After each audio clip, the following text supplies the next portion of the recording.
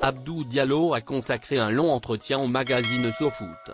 Dans une partie de celui-ci paru ce jeudi, le défenseur champion d'Afrique international sénégalais est revenu sur son départ du PSG lors du dernier mercato estival. En effet, au bout de 3 saisons avec le club parisien, le joueur de 26 ans a pris la décision de revenir en Bundesliga, déposant ainsi ses valises à Leipzig. À Paris, j'ai joué de beaux matchs, j'ai fait de belles performances et j'ai aussi participé aux 2 meilleures campagnes de Ligue des Champions de l'histoire du club. C'est une fierté et un honneur. Il y a quelques matchs qui restent, celui contre Barcelone, le final 8, cette folie contre Dortmund juste avant le Covid. Je suis rempli de gratitude d'avoir pu vivre de telles choses, a-t-il d'abord expliqué.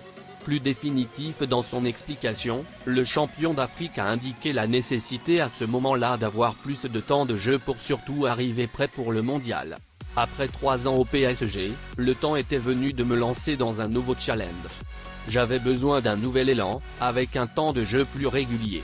Quand tu n'as pas ça, mine de rien, c'est compliqué de performer sur le long terme, d'autant que cette Coupe du Monde me tient énormément à cœur.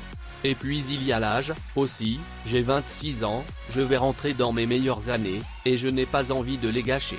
Affirme-t-il. Quelques mois après le titre en Coupe d'Afrique des Nations et à 10 jours du début de la Coupe du Monde, la Fédération sénégalaise de football témoigne un peu plus son hardiesse au sélectionneur des Lions du Sénégal, Aliou Cissé.